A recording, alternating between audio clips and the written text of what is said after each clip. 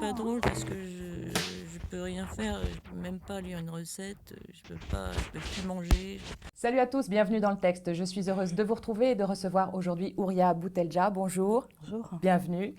Alors, Ouria Boutelja, vous êtes à l'origine de l'Appel des indigènes de la République, paru en 2005, qui a donné naissance au mouvement puis au Parti des indigènes de la République, lequel parti, fondé en 2010, dénonce la persistance d'un racisme postcolonial et milite pour que soit réellement prise en compte dans la conscience collective l'histoire de la barbarie coloniale et de l'esclavage. Alors, vos prises de position dans l'espace public, Ouria, sont reçues et commentées avec beaucoup d'hostilité par une opinion qui perçoit dans l'antisionisme dont vous vous réclamez une forme d'antisémitisme déguisé et qui veut lire dans le projet décolonial que vous portez les symptômes d'un racisme anti-blanc. Si bien que, dénonçant le racisme, vous êtes perçu comme raciste, selon un paradoxe que nous lèverons, j'espère, en explorant méthodiquement le livre que vous avez publié aux éditions de La Fabrique il y a quelques semaines. Le livre a été très vite en rupture de stock, il est à nouveau fourni dans les librairies. Le livre s'intitule « Les Blancs, les Juifs et nous, vers une politique de l'amour révolutionnaire ». C'est un livre coup de poing, une interpellation adressée à une instance posée comme extérieure, les Blancs, les Juifs, vis-à-vis de laquelle vous posez un « je », d'abord plutôt personnel, intime, puis un « nous » au contour plus abstrait. Et dans ce face-à-face s'organise un échange ou une adresse assez polémique qui tient à la fois du règlement de compte et de la proposition d'alliance, laquelle alliance peut-être n'est possible qu'une fois que le règlement de compte sera réglé, en effet, sera soldé, si tant est qu'il soit possible que soit réglé un jour le solde du compte colonial. Alors pour commencer cet entretien avec vous, Ouria Boutelja, je voudrais revenir justement sur les contours de ce nous que vous posez sur la couverture de ce livre, Les Blancs, les Juifs et nous. Qui est ce nous qui est affiché dans le titre de cet ouvrage ? Alors c'est d'abord le nous d'une condition sociale. C'est le nous d'une expérience sociale, d'une communauté de destin qui est celle des populations issues de l'histoire coloniale, qui comprend les Maghrébins, qui comprend les Subsahariens, qui comprend les Antillais et qui peut contenir les Roms. C'est-à-dire que ce sont les populations qui vivent, qui font partie de ce que nous on appelle la France d'en dessous de la France d'en bas. Alors Raffarin avait dit il a la France d'en haut. Il y a la France d'en bas, et nous rajoutons, il y a la France d'en dessous de la France d'en bas, qui est la France de ceux qui subissent le racisme structurel, qui est un racisme qui est le produit de l'histoire coloniale, qui est le produit de l'histoire de la traite négrière, mais qui se poursuit dans le cadre de l'État-nation, puisqu'en fait la France n'a jamais abandonné la nostalgie coloniale, mais elle n'a pas non plus abandonné son rapport colonial au reste du monde, et notamment qu'on appelle nous la France-Afrique, par exemple. Donc en fait, la France reste un État colonial, on le disait déjà dans l'appel des indigènes de la République, les Antilles le disent, hein. On n'est pas les seuls à le prétendre, mais dans le rapport à le fait que simplement, très simplement que l'armée française est présente sur le sol africain, ça semble tout à fait normal, mais non, ça n'est pas normal, oui. Ça n'est pas normal. Donc tout ça, c'est la France-Afrique, mais à l'intérieur de l'État-nation, c'est-à-dire, je suis française en France, mais en tout cas officiellement, je le suis. J'ai des papiers français, mais je ne suis pas tout à fait française. Moi, en tant que militante, par exemple, je fais souvent la comparaison avec d'autres femmes militantes, je veux dire Clémentine Autain, par exemple, qui revendique, par exemple, qui dénonce. Eh bien, je fais la même chose, je revendique et je dénonce. Eh bien, lorsqu'on réagit aux revendications de Clémentine Autain, on lui répond politiquement. Moi, on me dit, bah, si t'es pas content, tu rentres chez toi. Voilà, c'est toute la différence. Oui, et enfin, qui vous dit cela, si t'es pas content, tu rentres chez toi, c'est pas des instances de parole officielles, légitimes. J'imagine que là, c'est une expression raciste de vous dire, si t'es pas content, tu rentres chez toi. Ça ne relève pas d'une expression publique, officielle. C'est une expression raciste qui est récurrente, à laquelle je suis confrontée constamment. Effectivement. De la part d'individus. Est-ce que ça correspond là à une parole officielle, une parole issue des institutions de la République Alors, ça peut l'être. Moi, par exemple, depuis quelque temps, on entend un certain monsieur Clavreul qui passe son temps à dénoncer notre activité et enfin, en tout cas notre militantisme, mais pas simplement le nôtre, celui de militants qui se disent antiracistes qui militent sur le terrain et qui sont les principaux concernés. Donc la voix des principaux concernés, lorsqu'elle émerge politiquement, eh bien, elle est recalée, elle est marginalisée, ou en tout cas elle est dénoncée comme étant effectivement, comme vous l'avez dit, raciste anti-blanc, ce qui est quand même un non-sens absolu. Oui, alors en même temps, il faut arriver à comprendre la notion de blanc, la blanchité telle que vous la définissez. Peut-être il faut poser comme préalable, même si vous avez déjà annoncé au début de cet entretien que vous vous exprimiez au nom d'une condition sociale, d'une classe sociale, et non pas d'une race au sens ethnique, au sens essentiel, hein, parce qu'on vous reproche parfois d'être dans l'essentialisme, de renvoyer chacun à l'essence de sa race, de son ethnie.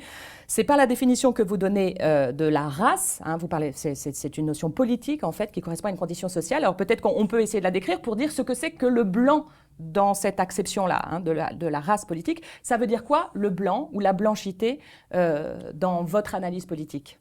Le blanc, c'est un groupe social qui est effectivement le produit de l'histoire coloniale et d'abord de l'histoire de la traite négrière, puisqu'en fait la blanchité commence là, selon nous, selon les décoloniaux. Je veux dire, c'est une pensée politique qui existe déjà depuis longtemps. Alors effectivement, elle est nouvelle en France, mais elle existe depuis longtemps en Amérique latine, par exemple. Elle existe depuis longtemps aux États-Unis. C'est-à-dire que les luttes des Noirs ont fait émerger effectivement l'idée que s'il y a des Noirs, c'est qu'il y a des Blancs.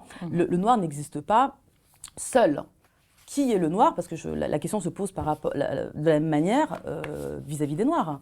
Qui sont les noirs? De quelle couleur sont les noirs? Eh bien, les noirs sont noirs parce qu'il y a des blancs. Les blancs sont blancs parce qu'il y a des noirs. Ces deux catégories qui se font face sont des catégories raciales produites par l'histoire et qui sont, à mon sens, des catégories politiques. Évidemment, lorsqu'on parle de blanchité, lorsque je vous dis blanche et que je vous vois blanche, ou que je vous reconnais comme blanche, ou que vous-même vous vous reconnaissez comme blanche, il est évident que je ne parle pas de votre subjectivité, je ne parle pas de vos opinions politiques. Vous pouvez être blanche tout en étant parfaitement antiraciste, comme vous pouvez être blanche et être raciste. Qu'est-ce que ça signifie? Mais ça signifie que si vous êtes antiraciste, ça signifie que vous êtes une alliée potentielle. C'est ça que ça signifie. Donc je ne vous réduis pas à votre blanchité, à votre couleur de peau. Je dis simplement que c'est une position sociale, qu'elle est dépassable, et qu'on a intérêt à la dépasser ensemble dans la mesure où elle nous aliène, vous et moi. Nous sommes aliénés dans cette relation raciale qui, effectivement, à mon avis, nous réduit, vous et nous.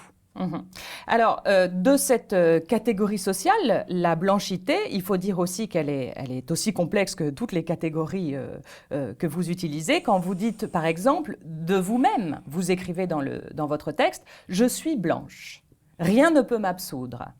Je suis détentrice du feu nucléaire. Ma bombe menace le monde des métèques et protège mes intérêts », où l'on voit ce que ça veut dire être blanche, hein, faire partie appartenir en partie à la condition dominante. Puis plus tard, vous dites « Je ne suis pas tout à fait blanche, je suis blanchie. Je suis là parce que j'ai été vomi par l'histoire, je suis là parce que les blancs étaient chez moi et qu'ils y sont toujours. » Donc on voit que vous-même pouvez vous reconnaître en fait dans la condition blanche, et que donc en effet, ça n'est pas une affaire d'origine ethnique, d'origine même géographique, ce que c'est en fait une appartenance relative et toujours temporaire à une condition plus ou moins dominante ou une condition dominée. Et vous semblez être dans un endroit absolument difficile à fixer, puisque vous dites à la fois que vous parlez au nom du Sud, dont vous êtes, hein, je suis du Sud, je l'ai, il ne me lâche pas, et en même temps, vous parlez aussi en tant que blanche ou blanchie. Alors, est-ce qu'on peut explorer un petit peu l'endroit où vous vous situez, vous, entre je suis une indigène, parce que vous dites ça aussi, je suis une indigène de la République, et pourtant je suis blanche et je suis blanchie. Comment se résout cette complexité de l'identité? Vous avez raison, parce que la blanchité est une relation de pouvoir. C'est pas si difficile à comprendre en réalité. Dans le cadre de l'État-nation, donc en France, dans mon rapport aux Blancs, je suis une indigène de la République. Parce qu'effectivement, il y a un rapport racial, je suis donc de la France d'en dessous, de la France d'en bas. Mais dans mon rapport au Sud, je suis blanchie, parce que je bénéficie relativement de tous les bénéfices de la domination impérialiste. Je vis en France, j'ai des droits politiques, j'ai le droit d'aller voter, j'ai le droit de me syndiquer, j'ai un salaire. Si je n'ai pas de salaire, je peux avoir le RSA. Bref, tous ces privilèges, c'est les privilèges de la domination occidentale à l'intérieur de l'État-nation. Donc effectivement, je suis blanche et je dois prendre ma part de responsabilité dans la blanchité et donc ma part de responsabilité dans le crime, puisque je considère qu'effectivement, les rapports coloniaux entre la France et la France-Afrique sont criminels. Donc effectivement, nous sommes des criminels, pas au même niveau dans la hiérarchie raciale, mais nous sommes tous ensemble des criminels. Voilà. Et je pense que quand on a conscience de ça, on se dit qu'on doit prendre nos responsabilités. Alors, prendre nos responsabilités, ça signifie quoi? Est-ce que ça signifie que je dois me lever le matin et m'auto-flageller? Non. D'abord parce que ça ne sert à rien et que ce n'est pas comme ça qu'on va libérer le Sud. En revanche, je pense que cette conscience, elle doit se politiser à travers des regroupements politiques pour créer des rapports de force décoloniaux en France, pour à la fois batailler contre le racisme structurel de l'État français, puisque le racisme structurel, c'est quand même d'abord, j'ai envie de dire, les crimes policiers. Oui, c'est ça. C'est les contrôles aux faciès. C'est le fait que... Qui, ceux-là, sont légaux, enfin, comment dire, parce que si on parle de l'État, on parle d'un racisme qui serait institutionnel, c'est-à-dire légal. Donc, dans les violences policières, est-ce que là, vous considérez que la violence policière, évidemment, prioritairement adressée aux jeunes racisés, elle relève d'une violence assumée par l'État? C'est ici la puissance républicaine qui exprime son racisme, ou c'est le fait d'individus, des flics blancs, racistes? Vous voyez, c'est pas tout à fait la même chose de considérer que c'est un racisme d'État qui est inscrit vraiment je pense que dans c'est les la puissance de institutions. l'État qui est impunie, en réalité.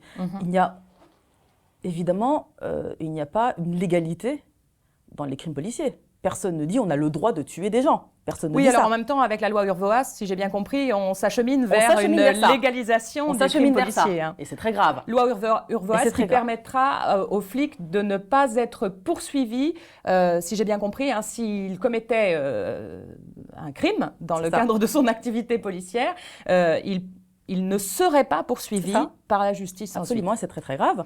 Je dis que jusqu'ici, ça n'est pas le cas, donc il n'y a rien de légal là-dedans. Mais depuis les années 80, il y a eu environ 400 crimes policiers. Quasiment, la plupart sont restés impunis. Donc ça s'appelle un racisme d'État. Voilà. Et sur ces crimes policiers, ce sont des crimes racistes. Ce sont à chaque fois des victimes qui sont racisées. Ce sont des crimes racistes. Pour la plupart, à 90% des cas, ce sont des Noirs et des Arabes, des jeunes hommes la plupart du temps, bien qu'on ait un contre-exemple qui est celui de Ali Ziri, qui était un vieux retraité qui a été tué par la police. Récemment, il y a eu un non-lieu.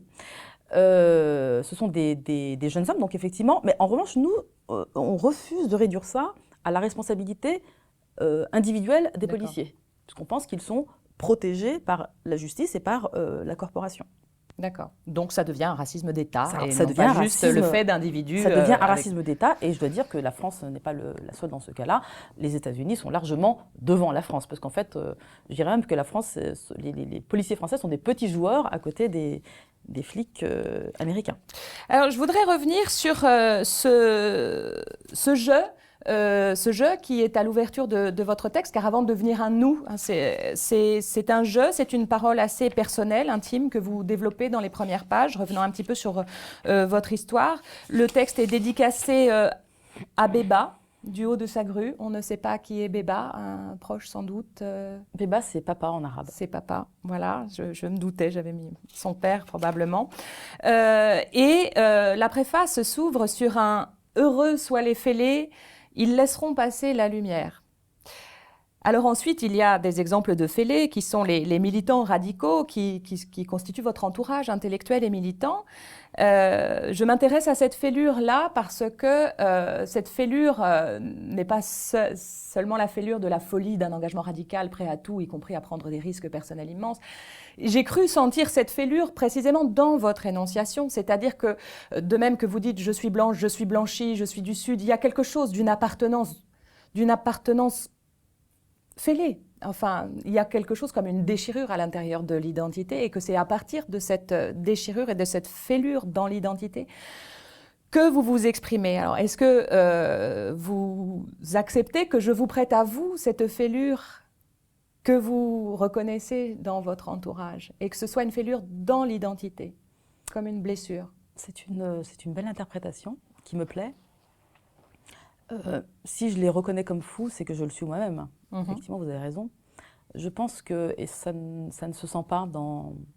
C'est ce que l'opinion générale les observateurs ne voient pas. C'est notre fêlure, la fêlure des postcoloniaux, la fêlure de l'immigration, les souffrances de l'immigration, le fait qu'on soit profondément abîmé, le fait qu'on soit cabossé, le fait qu'on ait du mal souvent à se relever. Nous sommes fêlés et nous le sommes d'autant plus quand, quelque part, effectivement, on se lève et qu'on décide de mener un combat radical où l'on sait qu'on sera quasiment compris par personne, dans un premier temps. C'est vrai. On soulève beaucoup d'interrogations, pas simplement dans le monde blanc, contrairement à ce qu'on croit, et dans le monde des indigènes, puisque notre projet est un projet de rupture. C'est un projet qui dit, ce monde-là, il est moche. Il est vraiment moche. Et il est dangereux. Et à un moment donné, il ne faut plus négocier avec lui.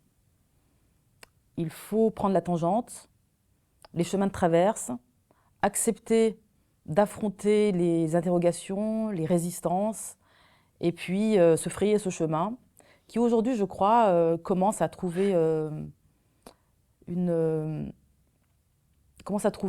son public, en vérité. Parce qu'on est dans un moment où on est tous face à une impasse, vraiment. Je pense que ce système est arrivé, s'essouffle.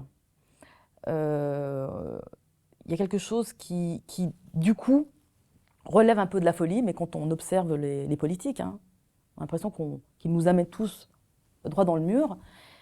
Et j'ai le sentiment, même dans les milieux de l'immigration, qui nous ont boudés assez longtemps, ou qui nous ont observés de loin. Ça vous est reproché parfois, c'est reproché au pire, ce manque d'assises dans les quartiers. On dit, mais le pire qui sait, voilà, il n'y a pas d'assises locales. Je vais vous dire, je crois qu'on est en train de rencontrer notre public parce qu'aujourd'hui, on a besoin d'avoir une explication du monde, une rationalité. Or, aujourd'hui, cette rationalité dans le champ politique, elle est rare. Du moins, ce que nous, on apporte d'un point de vue décolonial. Vous avez raison de dire qu'on nous reproche un manque d'assises. Parce qu'on n'est pas un mouvement intégrationniste. On a souvent eu l'occasion de le dire, la tendance première des indigènes, c'est l'intégrationnisme. En réalité, le monde indigène, le monde postcolonial, les enfants d'immigration postcoloniale ont un rêve qui est celui de devenir des Français comme les autres. Or, nous, on arrive de manière assez dure. On vient avec un discours qui dit « il ne faut surtout pas s'intégrer dans ce monde-là ». C'est-à-dire qu'en fait, il faut le transformer. C'est trop facile de dire qu'il faut s'intégrer, sachant que de toute façon, on ne nous accepte pas tel qu'on est. Donc il faut faire de nous une force révolutionnaire contre ce monde-là. Donc c'est à nous de faire une proposition politique qui va dans le sens de la transformation sociale. Et la transformation sociale, ça passe par des luttes. La nôtre commence par une lutte antiraciste radicale. Oui, alors, et de fait, vous proposez à la fois, en effet, de la lutte, une lutte radicale, et même quelque chose comme une alliance. Votre texte fait le geste de la main tendue, propose notamment aux Blancs révolutionnaires, ceux qui ne veulent plus de ce monde-là, vous proposez des alliances, et en même temps, comme vous dites, l'amour et la paix ont un prix, il faut le payer. On sent qu'il faut d'abord payer, il y a quelque chose à payer d'abord, avant qu'une alliance soit possible. On sent que vous proposez une paix sous conditions, à vos conditions. Alors justement, quelles sont ces conditions pour qu'une paix et une alliance soient possibles avec des formations politiques qui n'ont pas mis forcément au cœur de leur logiciel la question raciste? Quelles sont les conditions pour qu'une alliance éventuellement soit possible et une lutte ensemble contre l'ordre de la domination? La question qui va se poser, c'est est-ce qu'on veut la paix? Ou est-ce qu'on veut la guerre civile? Avec qui aussi? Parce que la paix et la guerre, avec qui? Donc, on est dans le cadre d'une société qui se polarise de plus en plus. Où on voit que l'extrême droite est de plus en plus forte. C'est le cas en France, c'est le cas en Europe. Et on voit un racisme de plus en plus décomplexé. On ne peut pas s'imaginer que les choses vont en rester là. Donc on est dans une société qui se polarise et dans laquelle je perçois les germes d'une guerre civile, alors peut-être de basse intensité, je ne sais pas, mais en tout cas quelque chose qui est de cet ordre-là. Nous disons il y a une alternative à la violence. Il y a une alternative à la violence. La question c'est est-ce qu'on veut la paix? Si on veut la paix, quelles sont les conditions de la paix? D'accord? Les conditions de la paix, c'est de s'intéresser aux damnés de la terre, que ce soit à l'extérieur de nos frontières ou ici. Si j'étais cynique, je dirais, l'Occident fait la guerre au monde, l'Amérique et une grande partie de l'Europe, on a détruit l'Irak, on a détruit la Libye. Jusqu'ici, c'était les autres qui mouraient. Or, aujourd'hui, on se rend compte que la guerre, elle est ici depuis le 11 septembre. On se rend compte que la guerre, elle est ici. Donc, on est touché. Dorénavant, nous sommes possiblement des victimes de cette guerre qui nous revient en pleine face. Est-ce qu'on veut poursuivre? Oui ou non? Moi, je dis que non. Je dis que l'amour est possible. On n'est pas obligé de faire la guerre. L'amour révolutionnaire est possible. À quel prix? Intéressons-nous aux damnés de la terre. Intéressons-nous aux quartiers populaires. Intéressons-nous aux crimes policiers. Je constate, depuis, alors d'autres l'ont constaté avant nous, dans les luttes de l'immigration, que les questions centrales des quartiers populaires, qui pour moi sont des questions fondamentales, qu'on ne retrouve pas, qui ne sont pas centrales dans les organisations politiques de gauche. Les crimes policiers, on en a parlé. Le racisme d'État sous sa forme islamophobe, homophobe, négrophobe. La question de l'impérialisme, la question de la Palestine, la question de la mémoire. On l'a vu là avec les propos de Mme Rossignol. Oui.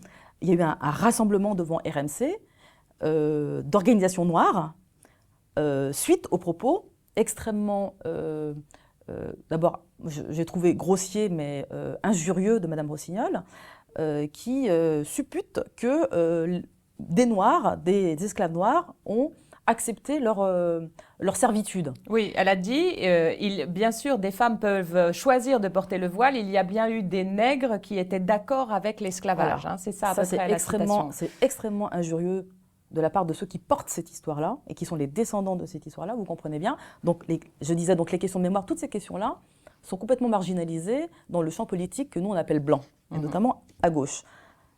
Il y a un problème.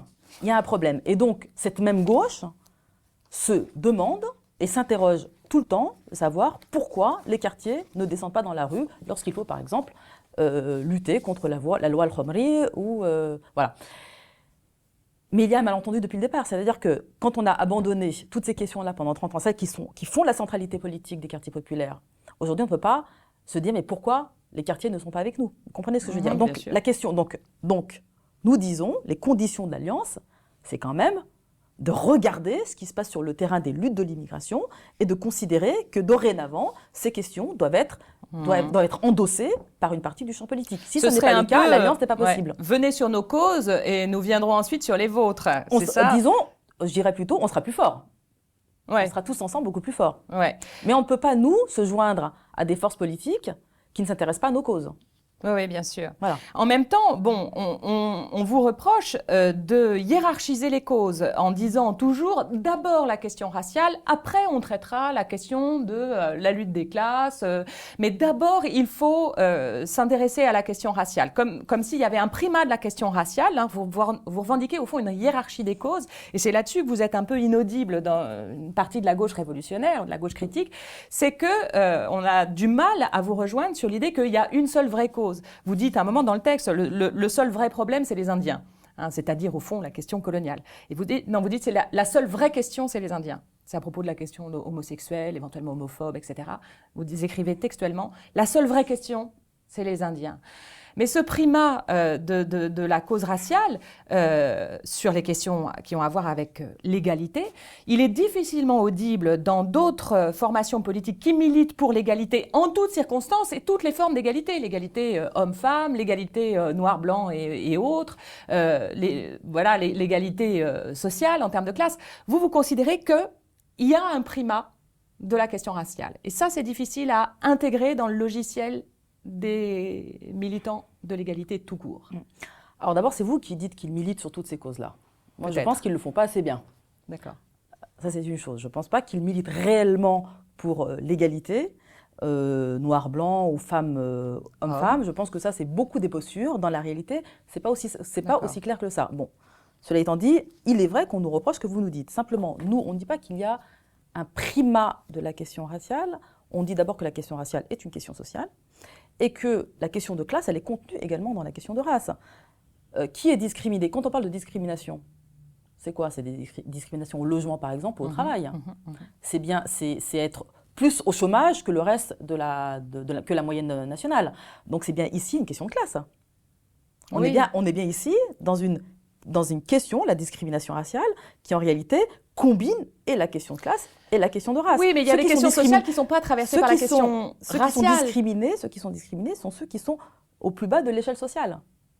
Oui, bien sûr, j'entends bien. On est bien dans une question de J'entends bien, de mais classe. par exemple, en ce moment, il y a un grand mouvement qui est en train de prendre forme, un mouvement citoyen, un mouvement jeune, qui s'est bâti notamment à partir du film Merci Patron de François Ruffin, qui a été un des éléments déclencheurs. Dans le film Merci Patron, nous avons le couple des Clure, des prolétaires blancs, tout ce qu'il y a de plus blanc, au sens couleur de peau, qui sont des grands précaires, qui ont été licenciés, qui se retrouvent dans une situation de grande pauvreté. Bon, là, on a une situation d'inégalité sociale, hein, ils sont en situation extrêmement difficile, qui ne semble pas traversée par la question coloniale ou raciale. Là, ce combat-là ne paraît pas pris dans le combat décolonial que vous menez. Donc, on ne comprend pas très bien pourquoi là, il faut continuer à être sur une lecture décoloniale face à une situation comme celle des Clure. Je prends les Clure parce qu'ils sont en ce moment tout à fait emblématiques, mais c'est 1000 autres personnes possiblement. Vous voyez ce que je veux dire? Alors, vous avez raison qu'en soi, elle ne l'est pas. Moi, ce que je disais tout simplement, c'est que stratégiquement, si les Clure veulent que leur combat aboutisse, il faudrait qu'on soit tous plus forts. Si une politique de l'Alliance est possible, il faudrait que les Clure s'intéressent au quartier populaire. Sinon, ça ne va pas être possible. J'ajoute à cela le fait que je suis extrêmement attentive à ce qui se passe sur le terrain, notamment de ces luttes-là. Et par exemple, j'écoute Frédéric Lordon. J'aime beaucoup Frédéric Lordon, je le respecte. Il m'apprend beaucoup. Il m'a permis de m'intéresser à la question de l'Europe et à la question de l'euro et éventuellement du retrait de l'euro, de l'abandon de l'euro. Donc toutes ces questions-là, moi, elles me travaillent et je pense que ça sera super intéressant dans les années qui viennent qu'on s'y intéresse. Je l'aime beaucoup, vraiment.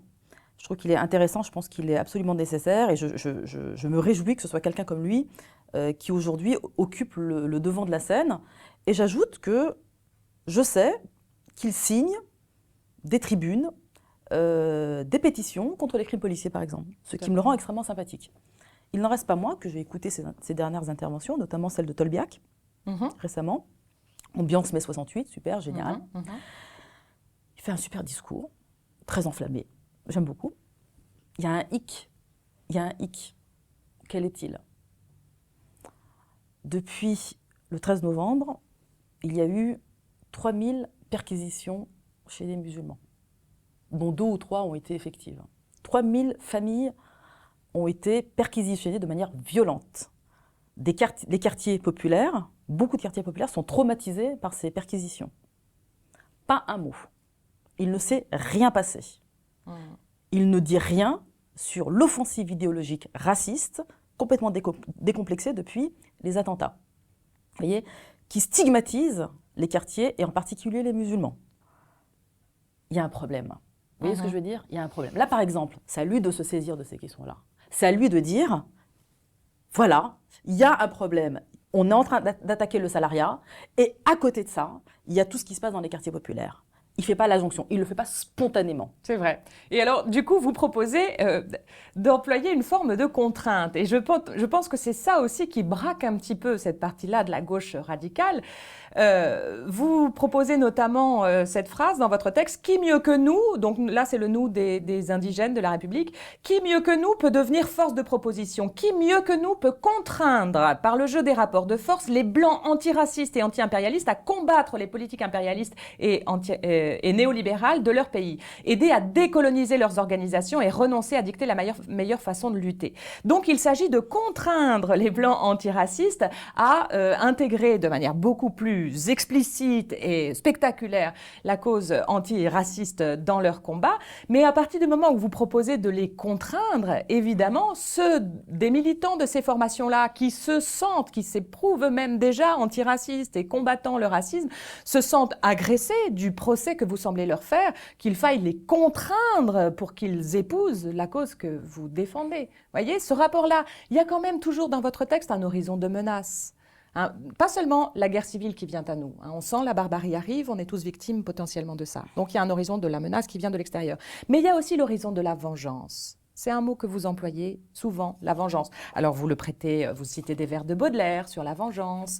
C'est des phrases où vous ne dites pas forcément « il va y avoir une vengeance », mais vous montrez « attention, si cette question-là n'est pas prise en considération, il va y avoir une vengeance ». Si bien que le camp d'en face, celui à qui vous proposez une alliance, se sent toujours soupçonné d'être forcément raciste, et sent que s'il ne fait pas exactement les combats tels que vous les décrivez, tels que les voulez, alors il y aura une vengeance. Vous voyez, il y a quelque chose de l'ordre de la contrainte et de la menace. Alors ça, c'est peut-être une surinterprétation.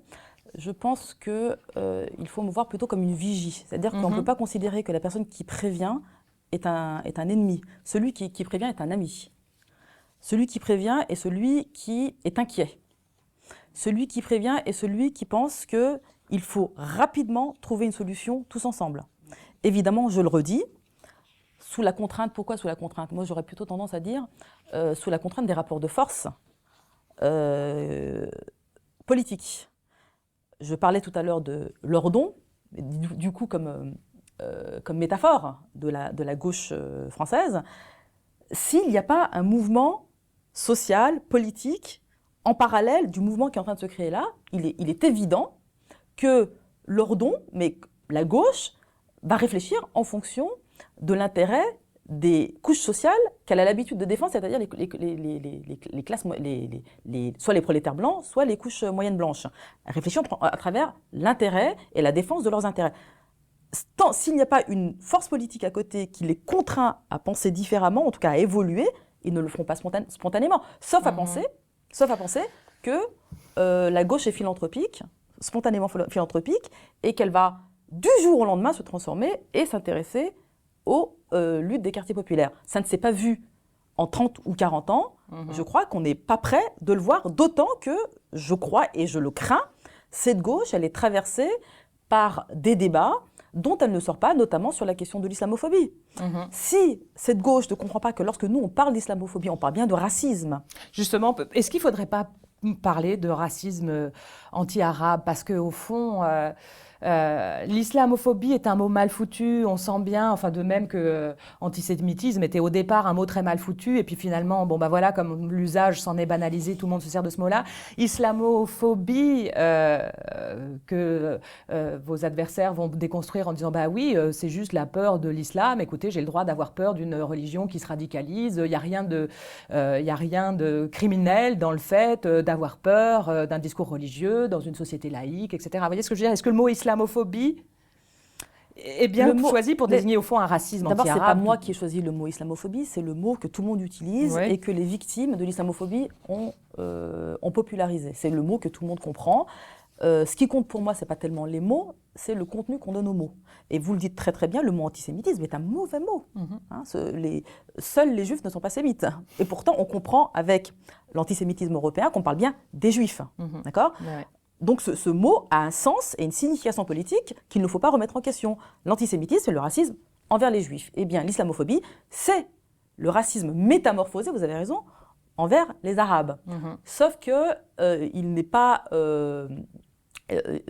comment dire, très élégant d'être raciste anti-arabe. En tout cas, de le faire savoir publiquement. On ne peut plus dire les Arabes puent, on ne peut pas dire les Arabes sont des voleurs.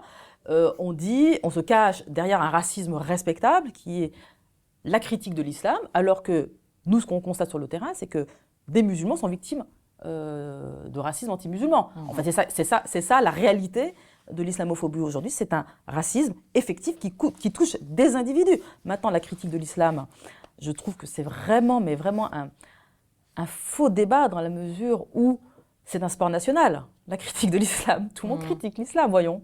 Et c'est la raison pour laquelle, du coup, vous vous faites islamophile, parce que donc le texte se termine par une sorte d'épilogue intitulé Allahu Akbar, où vous faites l'éloge de l'islam comme une spiritualité qui entraîne avec elle le sens du groupe, des solidarités collectives que nos sociétés individualistes ont complètement abandonnées. Vous dites que l'immigré, et donc dans le chapitre sur l'islam, l'immigré il est utile parce qu'il permet de transporter avec lui et de conserver la mémoire des sociétés solidaires où la conscience collective est forte et où chacun se sent responsable du groupe, celle de résister à l'atomisation de la société, à l'individualisme forcené. Alors, ceci dit, vous mettez ce moment-là sur les vertus de l'immigré dans le chapitre sur l'islam, puisqu'il est intitulé Allahu Akbar, alors qu'au fond, cette vertu-là de la solidarité, du sens du groupe, de la famille et du clan contre l'atomisation de la société, on la trouve un peu dans toutes les immigrations, si je puis dire, en fait, dans tous les phénomènes d'immigration collective. On l'a aussi chez les Chinois à Paris, qui sont très solidaires, très communautaires, et ça n'a rien à voir avec l'islam. Vous voyez ce que je veux dire?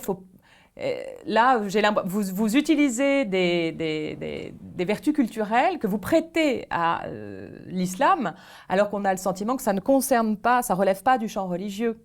C'est les solidarités. Non, je vous suis complètement sur l'idée que les autres communautés fonctionnent de la même manière et qu'elles sont solidaires. Je suis tout à fait d'accord. Mais ce n'est pas ça que je prête à l'islam.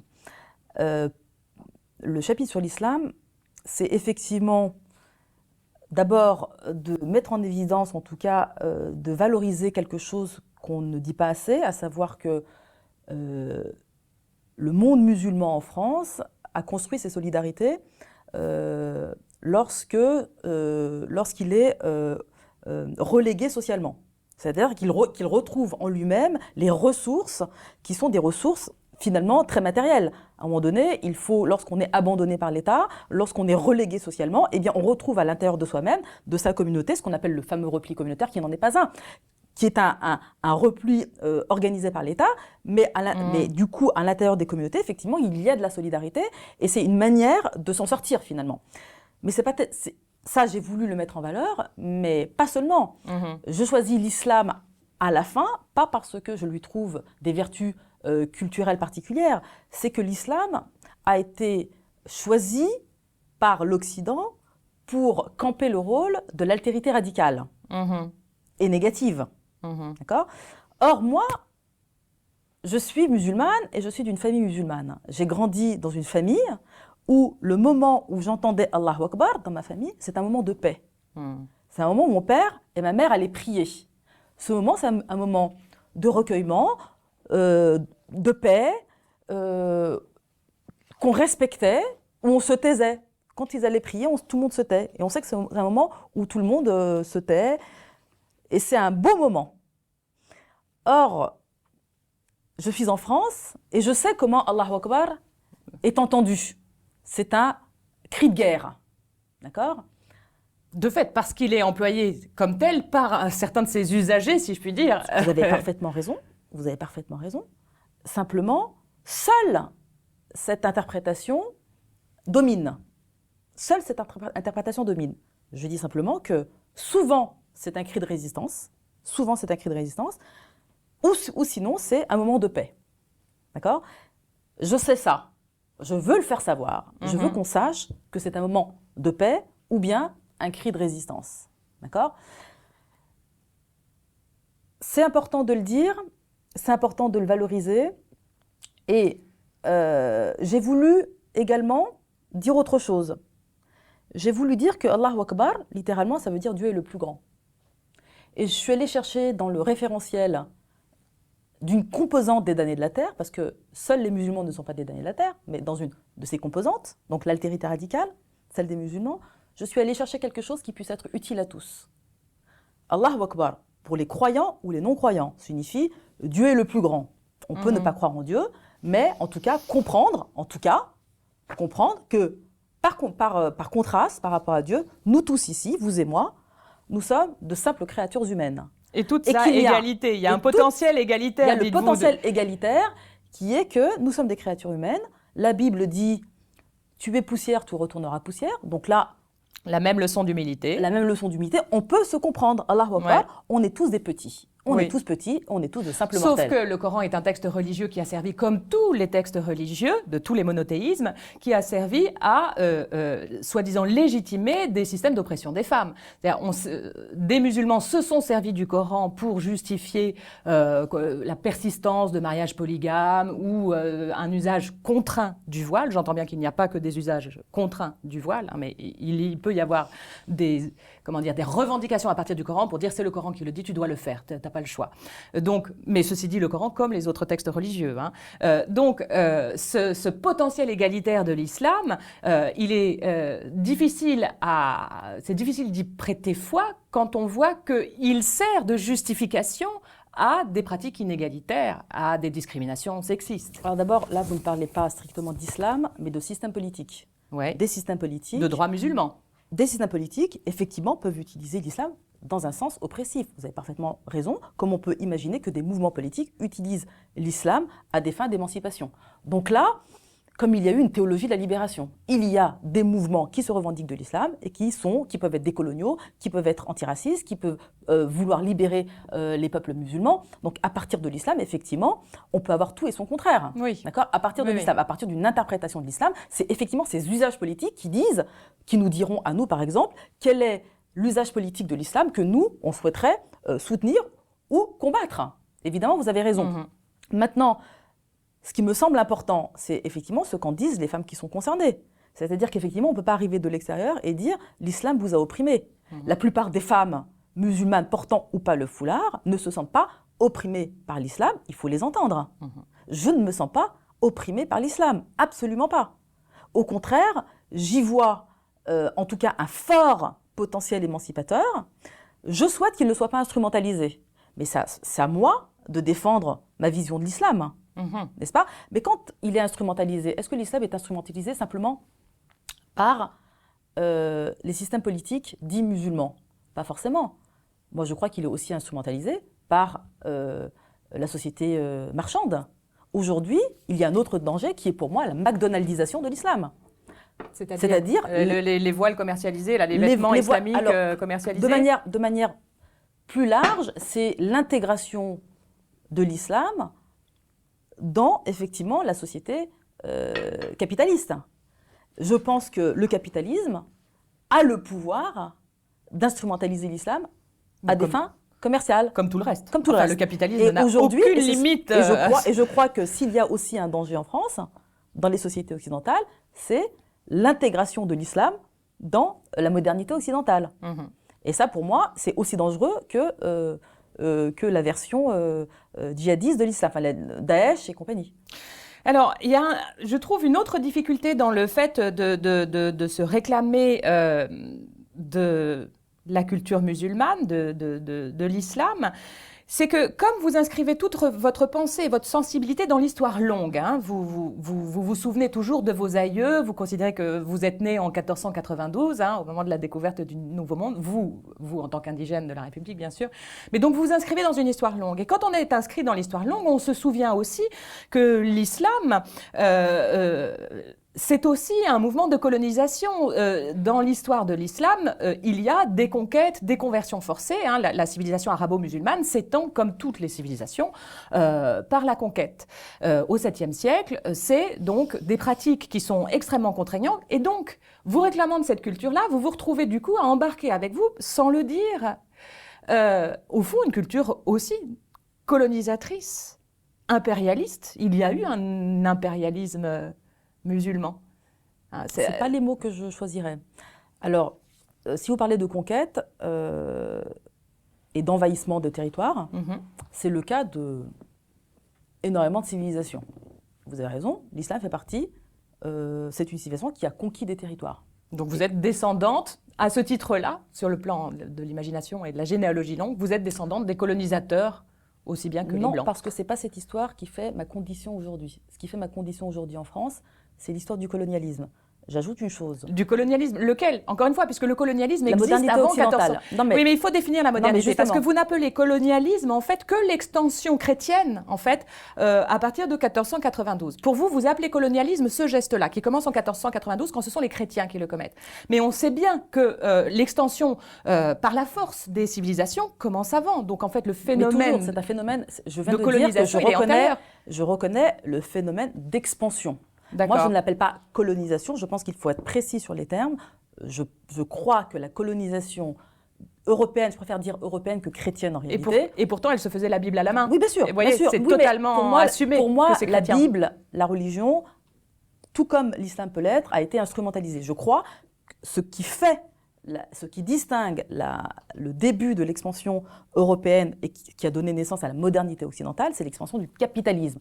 Ce mouvement-là, les mouvements dont vous parlez, Antérieurs, toutes les autres formes de conquête du monde n'ont pas donné lieu à ce que nous sommes en train de vivre, c'est-à-dire la mondialisation sous sa forme capitaliste. D'accord. En fait, votre ennemi, c'est le capitalisme. C'est l'impérialisme, la domination sachant que blanche. l'impérialisme est le produit du capitalisme. D'accord. Donc c'est bien cette période historique tout à fait précise qui a, dans son mouvement, créé les races sociales, hiérarchisé l'humanité et qui a par exemple donné le code noir ou le code de l'indigénat. C'est-à-dire que la race en tant que telle est née dans ce mouvement historique. Est-ce que ça signifie qu'il n'y a pas eu de conquête du monde? Est-ce que ça signifie qu'il n'y a pas eu de barbarie par ailleurs? À fort profit économique aussi, hein, c'est-à-dire que en fait, les conquêtes d'Alexandre le Grand, c'est déjà un phénomène d'extension qui est très profitable. Je suis d'accord. Mais le monde aujourd'hui, qui détruit l'Irak par exemple, ce monde-là, c'est le monde impérialiste d'aujourd'hui. C'est donc qui a ça pris que naissance, vous appelez la modernité. C'est ça que j'appelle la modernité occidentale. Ça ne nie absolument pas toutes les formes de barbarie qui ont précédé ce moment-là ou qui continuent de l'être en parallèle de ce monde-là. Simplement, je crois qu'il faut être très précis, scientifiquement parlant, c'est-à-dire si on veut cerner notre sujet, si on veut en tout cas produire des politiques ou des formes de résistance qui soient effectives, il faut qu'on sache quel est l'objet que l'on combat. Et c'est bien la modernité occidentale. La modernité occidentale qui m'habite, qui est à l'intérieur de moi-même. Oui, d'accord. Oui, je n'y échappe pas. Je suis blanche et blanchie. Ouais. Donc on n'est pas dans un rapport manichéen à la modernité. Je disais tout à l'heure que l'islam lui-même en tant que tel est peut-être dévoré par la modernité occidentale, capitaliste et impérialiste, bien entendu. Alors, toujours sur ce registre de l'histoire longue et notamment de l'histoire des conquêtes arabo-musulmanes, inscrite dans une histoire longue, je voudrais vous soumettre cette citation de Cornelius Castoriadis, philosophe qui a écrit dans Une société à la dérive, il y a quelques décennies déjà, hein, ça date des années 80. Voici ce que disait Castoriadis. Les Arabes se présentent maintenant comme les éternelles victimes de l'Occident. C'est une mythologie grotesque. Les Arabes ont été, depuis Mahomet, une nation conquérante qui s'est étendue en Asie, en Afrique et en Europe, Espagne, Sicile, Crète, en arabisant les populations conquises. L'extension actuelle des Arabes et de l'islam est le produit de la conquête et de la conversion plus ou moins forcée à l'islam des populations soumises. Puis, ils ont été à leur tour dominés par les Turcs pendant plus de 4 siècles. La semi-colonisation occidentale n'a duré, dans le pire des cas, Algérie, que 130 ans. Dans les autres, beaucoup moins. Et ceux qui ont introduit les premiers la traite des Noirs en Afrique, 3 siècles avant les Européens, ont été les Arabes. Tout cela ne diminue pas le poids des crimes coloniaux des Occidentaux. Mais il ne faut pas escamoter une différence essentielle. Attention. Très tôt, depuis Montaigne, a commencé en Occident une critique interne du colonialisme qui a abouti déjà au XIXe siècle à l'abolition de l'esclavage et au XXe siècle au refus des populations européennes et américaines de se battre pour conserver les colonies. Et voici qu'arrive l'uppercut. Je n'ai jamais vu un arabe ou un musulman quelconque faire son autocritique, la critique de sa culture à ce point de vue. Qu'est-ce que vous pouvez répondre à Castoriadis, feu Castoriadis, sur le fait qu'en Occident, en gros, les Blancs auraient fait ce travail depuis Montaigne. C'est vrai, hein, c'est vrai que Montaigne, dès ses essais, dénonce la barbarie coloniale. Les Occidentaux, les Blancs, ont fait ce travail d'autocritique de la colonisation, travail dont pourtant vous estimez qu'il n'a pas été fait. Et donc Castoriadis dit, dans la communauté arabe, dans la culture arabe ou musulmane, je n'ai jamais entendu cette autocritique. Qu'est-ce que vous pouvez lui répondre? D'abord, ça c'est la thèse également de Petré Grenouillot, qui a été vivement critiquée par de nombreux décoloniaux en France, notamment les organisations noires, sur le fait que la décolonisation s'est faite notamment grâce aux Blancs. Alors, Là, c'est pas ça que je dis. Hein. Là, je dis que... enfin, c'est pas ça que en tout cas, le monde blanc a développé sa propre autocritique. Voilà, c'est ça. D'accord. Et a participé donc à la décolonisation et même à la libération, en tout cas l'affranchissement des esclaves. Je dis que c'est une thèse qui effectivement existe, mais qui est extrêmement critiquable dans la mesure où la critique blanche a toujours été précédée par les luttes des Noirs et des esclaves et des colonisés. C'est-à-dire qu'il a fallu d'abord que le corps social opprimé se réveille, résiste, lutte pour qu'il y ait une remise en cause à chaque fois des systèmes coloniaux ou esclavagistes. Donc en fait, il n'y a pas eu en soi une critique sui generis, mais en tout cas, elle a été rendue possible parce que les peuples colonisés se sont révoltés. Ça c'est une chose. Donc il n'y a pas, si vous voulez, dans le monde occidental, on colonise, mais on a aussi les clés pour décoloniser. Ça, c'est trop facile. Non, mais en tout cas, je veux dire, on dénonce notre propre barbarie. Chez Montaigne, au XVIe siècle, en 1582, quand il écrit ses essais, Montaigne, depuis sa position sur le territoire français, je pense, n'a pas eu l'occasion d'être beaucoup convaincu par des opprimés colonisés. Il écrit « Nous aurons très fortement hâté, je le crains, son déclin, le déclin du Nouveau Monde, son déclin et sa ruine par notre contagion, et nous lui aurons fait payer bien cher nos idées et nos techniques. Tant de villes rasées, tant de nations exterminées, tant de millions de peuples passés au fil de l'épée et la plus riche et la plus belle partie du monde bouleversée pour la négociation des perles et du poivre. » Ici, Montaigne prend une position tout à fait explicite, sans avoir eu à être convaincu pendant des décennies par des luttes d'opprimés auxquelles il aurait pu assister. Il a tout simplement conscience que la colonisation est une barbarie, c'est un crime de masse barbare. Hein, il parle de millions de peuples passés au fil de l'épée.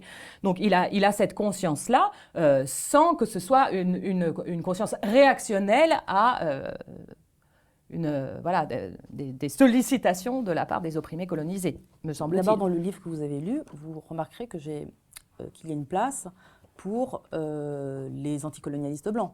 Sartre en fait partie. Sartre, je veux dire, on n'est pas obligé d'aller chercher si loin. En fait, très proche de nous, il y a effectivement les porteurs de valises, il y a ceux qui ont lutté comme Sartre, de manière tout à fait radicale contre le colonialisme. Porteurs de valises, il faut peut-être expliquer ce que vous appelez les porteurs de valises. Ceux qui ont soutenu les luttes de résistance, hein, voilà. Les Blancs qui ont soutenu les luttes de résistance. Donc en fait, effectivement, non seulement ils ont existé, non seulement ce sont nos frères de lutte, mais il faut effectivement leur rendre hommage. Et c'est pas simplement leur rendre hommage. Moi, je pense que ils n'existent pas suffisamment dans la littérature politique.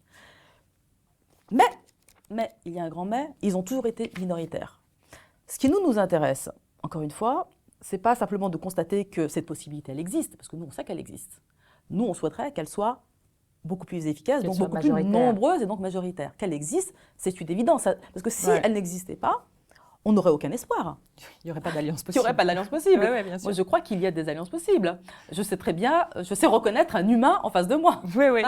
Mais alors, bon, de ce point de vue-là, il n'y a pas de problème. Simplement, nous, ce qu'on souhaite, c'est qu'il y ait plus de Montaigne et plus de Sartre et plus de Genet, etc. Voilà, c'est ça. Alors, vous évoquez là maintenant Genet et Sartre. Hein, il faut préciser que ce texte d'Horia Boutelja est truffé de références et de citations littéraires, hein, donc notamment la préface qui joue Sartre contre Camus, puis Genet contre Sartre, selon une logique qu'on va explorer maintenant ensemble.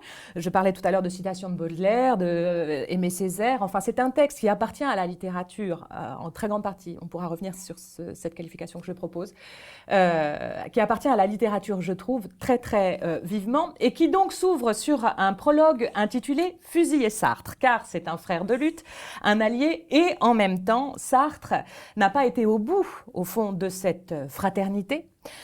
C'est en tout cas la thèse que vous développez. Il faut fusiller Sartre. Alors bien sûr, fusiller Sartre qui est mort de toute façon, c'est un geste que moi j'identifie comme une mise en scène artistique en fait. Hein. C'est un geste de profanation spectaculaire pour la force du symbole. C'est comme ça que je l'ai compris. Ouais. Alors pourquoi faut-il fusiller Sartre? Parce que Sartre, tout en ayant épousé la cause décoloniale de manière extrêmement fidèle, très solidaire, au moment de la création de l'État d'Israël, en 1948, se déclare favorable à la légitimité de l'État d'Israël. Et donc, pour vous, il échoue à ce moment-là, quand il devient sioniste, il échoue en fait à être fidèle à la cause anticoloniale. Et ça suffit pour vous à considérer que ça y est, au fond, il a basculé dans le camp de vos adversaires? Je ne sais pas. Oui. Oui et non, parce qu'en même temps, vous dites fusillez-le, puis quelques pages plus loin, il est cité dans des citations que vous reprends. Que vous revendiquez pour vous. Que je revendique, voilà, absolument. donc, je suis, je ne veux pas dire embarrassée, mais moi j'aime beaucoup Sartre, évidemment. Et je pense qu'il manque des Sartres aujourd'hui. ouais. D'accord ? Alors pourquoi Je pense qu'il y a eu un acte démarrer manqué. sur fusiller Sartre? Parce qu'il est une parabole. Il est ce que je reproche à la gauche aujourd'hui, c'est d'être en dessous des défis qui sont les nôtres. Ce moment de la vie de Sartre, ce choix qu'il a fait de soutenir la création de l'État d'Israël, pour moi, c'est sa faute. Bon, je pense qu'il a commis une erreur politique grave, majeure, tout en étant parfaitement anticolonialiste. Et donc, j'ai voulu explorer cet angle mort. Oui, mais alors là, il faut prendre le temps, parce que puisque vous militez toujours pour la perspective historique longue, pour la prise en considération de qu'est-ce que c'est qu'une mémoire affectée par son histoire, hein, donc on se situe en 1948.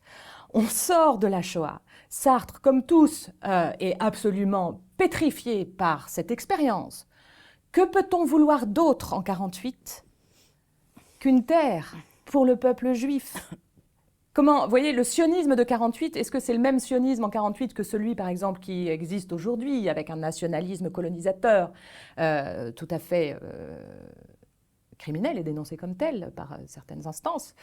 En 48, bouleversé par l'expérience du génocide, que peut-on vouloir d'autre qu'une terre pour les Juifs? Vous ne pouvez pas prendre acte de ce conditionnement par l'expérience historique. Qu'il faille trouver une solution pour les Juifs, évidemment. Sous quelle forme? Quelle solution? S'il n'y a pas de terre pour les Juifs, quoi? Expulser les Parisiens et faire à Paris un État pour les Juifs. La France a collaboré, donc elle paye. Ou bien à Berlin, expulser les Berlinois et créer un État pour les Juifs à Berlin, où ils soient en toute sécurité. Je précise immédiatement que je trouve dommage que la solution se matérialise sous la forme d'État-nation, parce que je suis contre l'État-nation. Je suis contre un État-nation musulman. Mmh. Oui, enfin, par exemple, un État strictement musulman, parce que je pense qu'on peut être musulman français, on peut être musulman tunisien, on peut être musulman américain, on peut être français, juif, tunisien, yéménite, etc. Donc là, déjà, que la seule solution envisagée, ce soit un État-nation ethnique, je trouve ça déjà dommage. Mais admettons, c'est les Européens qui ont collaboré, ou bien ce sont les Européens qui ont commis le crime contre les Juifs. C'est à eux de payer la note. Dans le cas du sionisme, que Sartre est une conscience malheureuse, encore heureux, et c'est très bien.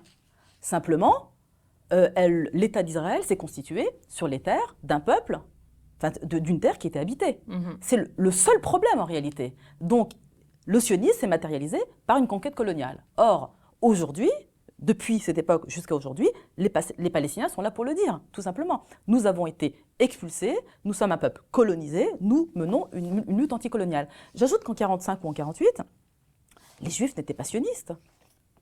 Les Juifs souhaitaient majoritairement une solution en Europe. Mmh. Il aurait fallu que Sartre mène un combat pour réhabiliter les Juifs dans leur entière francité, je ne comprends pas ce que vous dites sur ça. Quand vous dites qu'il aurait fallu qu'ils soient rétablis dans leur pleine citoyenneté, ils ne l'ont pas été au sortir de la guerre. Là, je ne retrouve pas votre citation, mais en gros, voilà, ça y est, j'ai retrouvé. Je vous cite du coup en entier. L'antisionisme sera l'espace de la confrontation entre vous, les Juifs, et les Blancs. L'opportunité pour les seconds, les Blancs donc, de vous demander 3 fois pardon. Une première fois pour le génocide, une deuxième fois pour ne pas vous avoir rétabli après 1945 dans une pleine citoyenneté européenne et sans condition, et enfin de vous avoir offert une prison à ciel ouvert, Israël. Alors là, moi j'ai besoin d'un éclairage historique sur pas de pleine citoyenneté pour les Juifs en 1945. Et ensuite, il faudra qu'on explore la manière dont vous considérez que votre antisionisme est une manière de lutter contre l'antisémitisme. Oui. Alors, d'abord, les pleins droits pour les Juifs au sortir de la guerre. Si on considère que les Juifs français, hein, prenons le cas des Juifs français, si on considère qu'ils sont français à part entière, on n'a pas de raison de participer à la création d'un État où on va les envoyer. Soit ils sont ici chez eux et on les rétablit de manière entière chez eux. C'est le fait de créer Israël qui est une manière de ne pas leur reconnaître leur pleine citoyenneté. La question c'est, sont-ils des Français comme les autres? La réponse est non si on considère que leur pays est ailleurs. Oui, d'accord. Vous voyez, c'est ça que je D'accord. veux Le dire. seul moyen de Leur prouver seul que moyen c'est de des leur Français prouver comme que ce des sont des autres. Français comme les autres, c'est de les rétablir pleinement dans leur citoyenneté et donc du coup, remettre en cause les fondements de l'État-nation qui choisit, qui élit d'une certaine manière son propre peuple, qui est le peuple chrétien blanc. Donc voilà, par opposition, il me semble que les Juifs français sont français. Je dis ça des Juifs tunisiens. Les Juifs tunisiens sont tunisiens. Oui, oui. D'accord? Voilà. Alors justement, donc après, on peut explorer sur cette question la relation entre l'antisionisme et la protection des Juifs vis-à-vis de l'antisémitisme. Vous dites ceci: l'antisionisme est ce territoire où se révèlent au grand jour les deux victimes principales du projet israélien, les Palestiniens et les Juifs, et où apparaît le bénéficiaire premier, l'Occident. Lorsque vous rompez avec le sionisme, vous prenez le chemin le plus court pour mettre fin à ce cercle infernal où sionisme et antisémitisme s'alimentent sans cesse. Donc, vous situez votre antisionisme dans la perspective d'une lutte contre l'antisémitisme. Vous pouvez développer ce point? C'est pas très difficile à comprendre. Je pense que le sionisme a pris en otage les Juifs, tout simplement. Comme je vous le disais, dans les années 40, dans les années 30, dans les années 45, 50, jusqu'aux années 60, très peu de Juifs étaient sionistes. Simplement, ils ont été gagnés par cette idéologie. Je le regrette. Et aujourd'hui, malgré eux, ils sont associés aux crimes de l'État d'Israël, aux crimes coloniaux. Et ils sont pris pour cible de plus en plus. Je crois, et en accord et en grande complicité avec une association comme l'Union juive française pour la paix, nous travaillons ensemble pour dissocier la question des Juifs de la question du sionisme. Le sionisme, c'est une idéologie politique, on y adhère ou on n'y adhère pas, et j'ajoute qu'il y a plus de sionistes chrétiens qu'il y a de sionistes juifs. Aux États-Unis, par exemple, il y a bien 30 millions de sionistes évangélistes. 30 millions. Donc en fait, beaucoup plus qu'il y en a en Israël. Donc c'est bien, on parle bien d'une idéologie à laquelle on adhère ou on n'adhère pas. Et donc ceux qui adhèrent sont critiqués en tant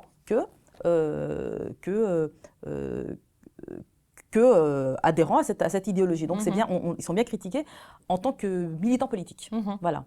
Et donc ce que nous tentons de faire, c'est effectivement dissocier les deux, parce que ça crée de l'antisémitisme, une nouvelle forme d'antisémitisme sur le terrain, qui prend les Juifs pour le tout d'Israël. Et ça, c'est problématique. On veut lutter contre l'antisémitisme, eh bien, le chemin le plus court, c'est de lutter contre le sionisme. Oui, alors vous pouviez aussi vous trouver des alliés, puisque donc vous choisissez de fusiller Sartre symboliquement et vous allez choisir Genet comme figure tutélaire. Au fond, il y avait des alliés parmi les Israéliens qui sont eux-mêmes très critiques vis-à-vis de la politique nationaliste d'Israël. Je songe à Avi Mograbi, le réalisateur israélien qui a pris des positions extrêmement claires sur le fait qu'Israël, il a même dit, est un État fasciste.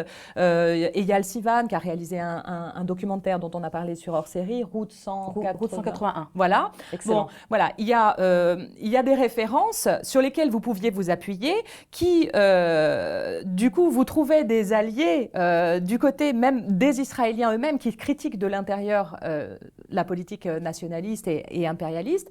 Et ce ne sont pas ces alliés-là que vous allez chercher. Vous leur préférez des figures tutélaires symboliques. Donc, d'abord Sartre, mais finalement, non, on le fusille. Et finalement, Genet, on va peut-être y revenir, qui a une réputation extrêmement sulfureuse. Alors, est-ce qu'on peut explorer un peu le choix, justement, de vos figures tutélaires? Vous choisissez Sartre et Genet. Alors, c'est de la culture, en plus, incroyablement blanche, légitime. Enfin, vous voyez, vous venez vous inscrire dans une sorte d'académie, plutôt que d'aller chercher des alliés dans d'autres instances d'énonciation, sur le terrain, par exemple, en Israël. Vous pouvez développer ces choix stratégiques dans vos figures tutélaires? Je voulais confronter trois figures, pas simplement Genet et Sartre, mais également Camus. C'est ça. Camus, dont les Algériens ont fait le procès depuis longtemps. Je sais que c'est une figure très appréciée en France. Ce n'est pas le cas des Algériens. Les Algériens n'aiment pas Camus, parce qu'ils y voyaient un colon, tout simplement. Sartre, c'était déjà mieux. C'est...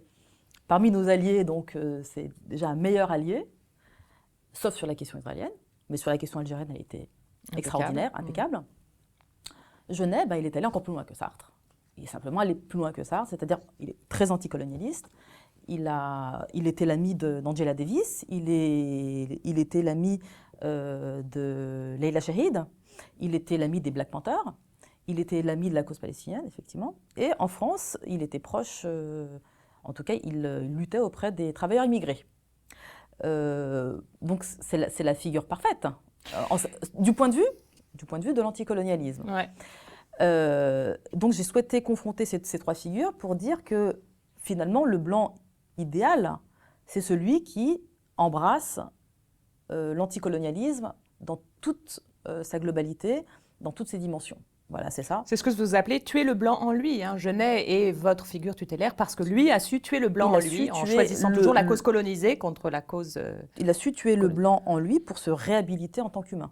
Alors, auprès des colonisés. Ça l'a poussé à adopter des attitudes extrêmement provocantes, puisque vous le signalez vous-même, il s'est réjoui de la débâcle française en 1940 face aux Allemands.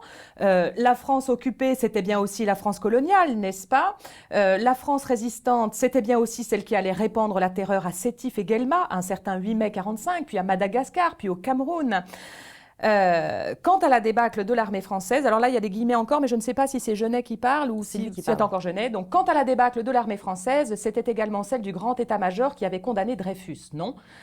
Alors donc, Genet est cette figure absolument parfaite dans la manière d'épouser les causes décoloniales ou anticoloniales, mais du coup avec cette position très provocatrice de se réjouir de la victoire de l'armée allemande en 1940, ce qui a valu à Genet d'être, je ne sais pas si vous êtes au courant, mais soupçonné d'antisémitisme. Du coup, il y a eu toute une polémique où des historiens ont pris la plume. Je songe notamment à Yvan Jablonka et Éric Marty, donc des historiens, attention, qui ne sont pas forcément spécialisés dans la lecture de la littérature, parce que je pense que le geste littéraire appartient à un autre régime de vérité que les documents historiques qui sont habitués à compulser. Donc Jablonka et Marty ont pris position contre Genet en le déclarant antisémite. À quoi, pour préciser complètement la polémique, il a été répondu par des spécialistes de Genet, notamment par René de Secati, dans un passionnant article paru dans la revue Critique. Il a complètement remis à plat ce soupçon d'antisémitisme en montrant que les historiens avaient fort mal lu Genet. Tout ceci pour dire quand même que Genet se trimballe une réputation sulfureuse et que c'est ce Genet-là que vous choisissez comme figure tutélaire. Par exemple, il y avait Aimé Césaire. Césaire, il est impeccable sur la question décoloniale. Pourquoi ce ne serait pas une figure tutélaire? Il est tellement moins sulfureux. Il n'a pas besoin de trahir sa race. Ce qu'il fallait, c'est la cause de tuer le blanc en soi. Il faut trouver un blanc. Il faut tuer le mais blanc, alors, donc là, on revient sur la question politique. Raciale, on revient sur la question ethnique, parce que du coup, en quoi Genet est blanc? Il n'a rien de blanc. Sinon, ça même. Il n'est pas blanc. Ah non, lui, il avait parfaitement conscience de la blanchité. Il y a un passage qui le dit. Il dit « Je suis blanc et c'est un péché tout à fait voulu ». Donc, il ne parle pas de sa race. C'est quoi alors le péché d'être blanc de ce que je dis, de ce qu'on dit depuis tout à l'heure, à savoir être européen et bénéficier des privilèges de la race, d'un point de vue social. Il se disait blanc, il disait même je n'aime pas la blanchité et il se trouve que j'en profite. Je le cite dans un passage. Ouais, d'accord. Alors moi, je citais Césaire, que vous citez vous-même d'ailleurs, il est présent quand même dans votre texte, mais Césaire qui a lui aussi beaucoup relativisé Hitler, parce que vous dites que vous adorez chez Genet qu'il relativise complètement Hitler, qui est pour la conscience blanche. Hitler, c'est le monstre absolu. Donc pour nous, c'est une espèce de totem, un truc atroce, quoi.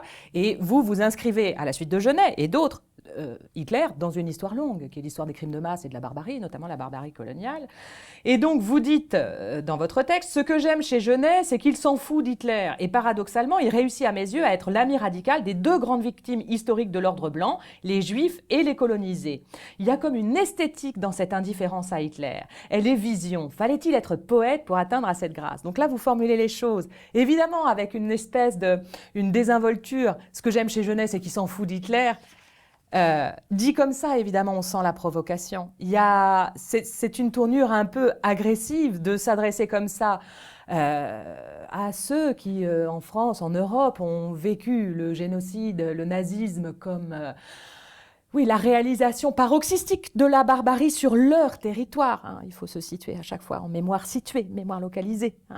C'est la réalisation paroxystique de la barbarie, et vous dites, on s'en fout d'Hitler.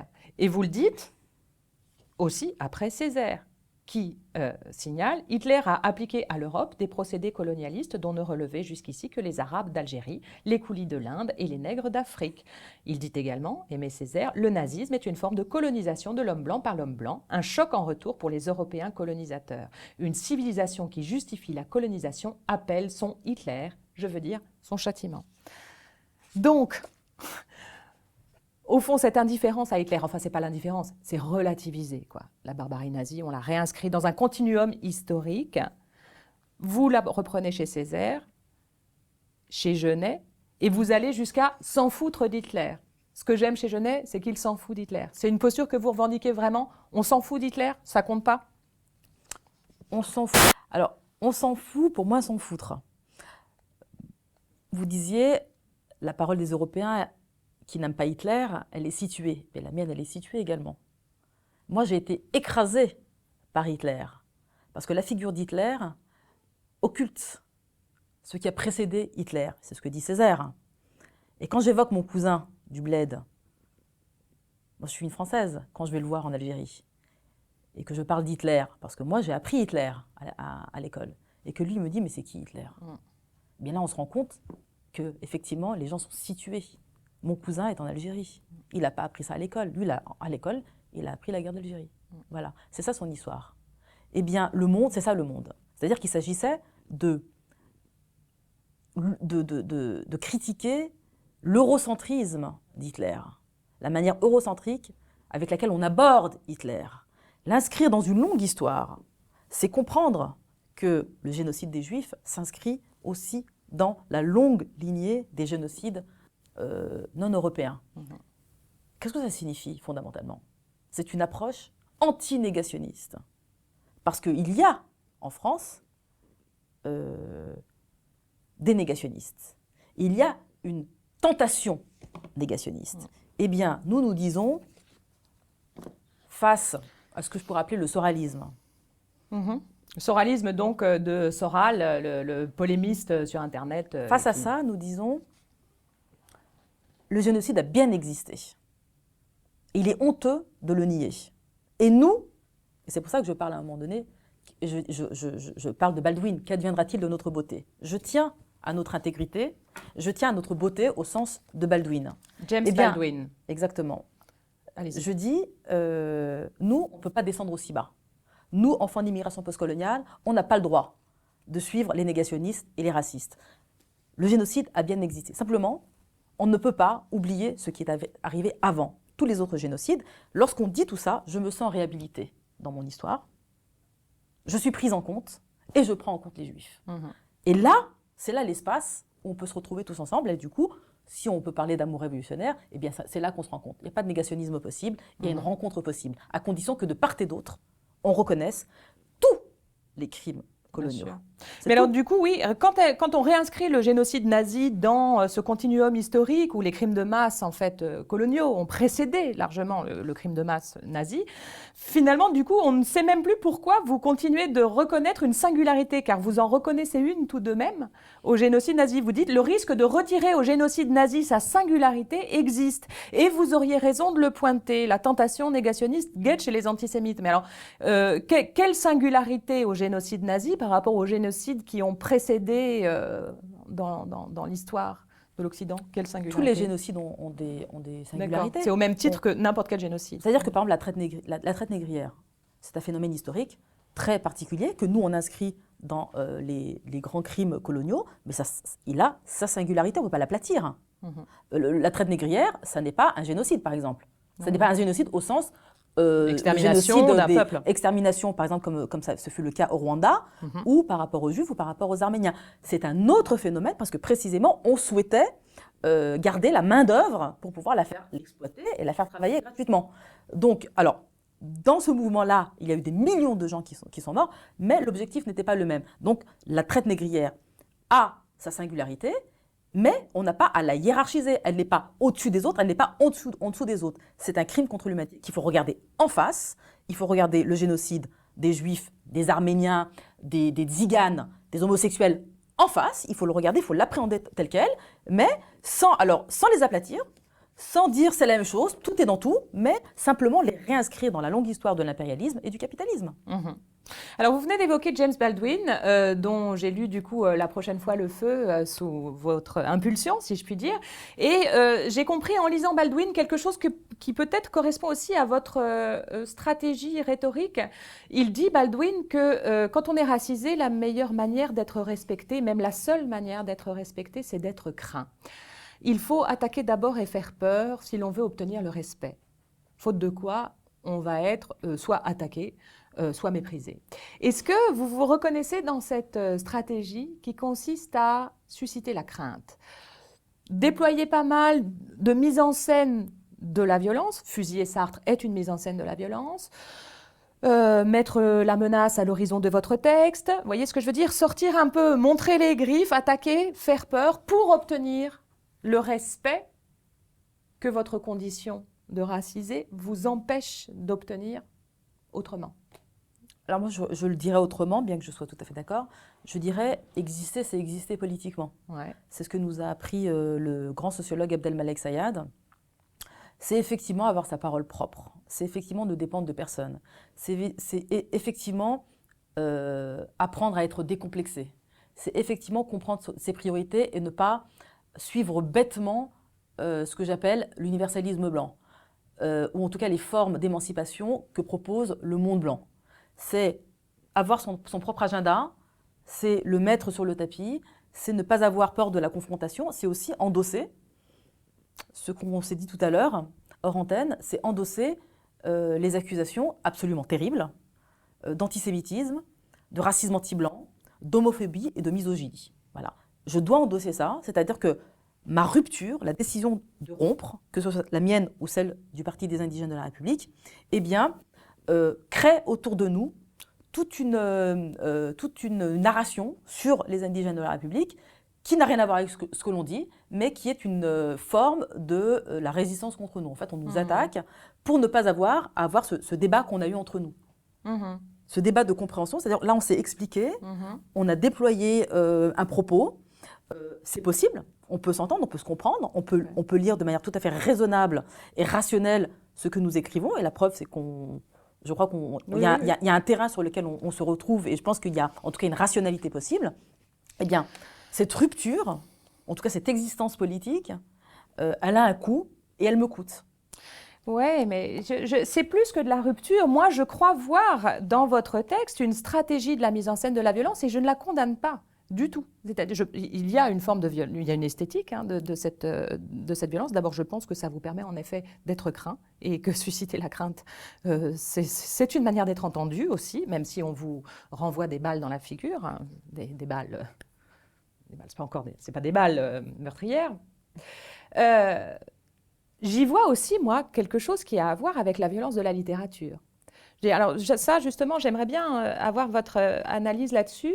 Diriez-vous de votre texte qu'il appartient plus, de votre écriture, qu'elle appartient plus au régime de la littérature, qui a pour exigence et horizon la vérité? La littérature, elle a à voir avec la vérité. Même si la vérité est amorale, violente, la littérature a un rapport avec la vérité. Ou bien avec la politique, qui cherche l'action. Ce n'est pas le même horizon. Viser la vérité ou viser l'action, ce n'est pas forcément les mêmes stratégies et les mêmes tactiques. Vous, quand vous écrivez, vous êtes dans une exigence de la vérité, plutôt dans le régime littéraire, du coup, ou dans une exigence tactique, construire une action, et donc on est dans le politique. Vous voyez ce que je veux dire? Je n'ai pas réfléchi à cette question, parce que je n'avais pas vraiment de prétention littéraire, à vrai dire. Mais c'est un vrai texte. Ouais. Ouais. Enfin, ben, j'en suis heureuse. Vraiment, c'était pas le but. Par contre, effectivement, je suis dans une exigence de vérité et je veux affronter la vérité. Je veux pas la fuir. Mais il se trouve que les deux registres, politique et littérature, se mélangent dans la mesure où, de là où on est obligé d'être dans le vrai. C'est-à-dire que moi, je ne suis pas valse. Moi, je peux pas me permettre de mentir de manière aussi éhontée. Je ne peux pas me permettre de dire des bobards. Je suis obligée de partir de la vérité la plus crue et la plus difficile. Je suis obligée de parler à mon adversaire. Je suis obligée de lui dire les choses. Tant que je ne lui dis pas les choses très clairement, je suis incarcérée. Ma libération, elle a pour condition première de dire le vrai. Est-ce que c'est le vrai absolu? Je ne sais pas. C'est mon vrai à moi, c'est ma vérité à moi. Je pense qu'elle a un écho chez les indigènes de la République et elle a un écho chez une grande partie des Blancs et des Juifs radicalement antiracistes. Je le sens, j'ai fait des rencontres depuis la sortie de ce livre. Je rencontre des gens au sens où je les rencontre, vraiment. On se rencontre, on se parle, on se voit. Et quand on se voit, quand on s'est rencontrés dans ce livre, eh bien, on n'a pas besoin de s'expliquer, de se dire c'est quoi l'amour révolutionnaire. Non, tout à fait. On n'a pas besoin de se le dire, on a compris. Et juste un exemple, juste après l'émission, donc Ce soir ou jamais, où Thomas Guénolé donc, m'a accusé d'être antisémite, misogyne, raciste anti-blanc et homophobe.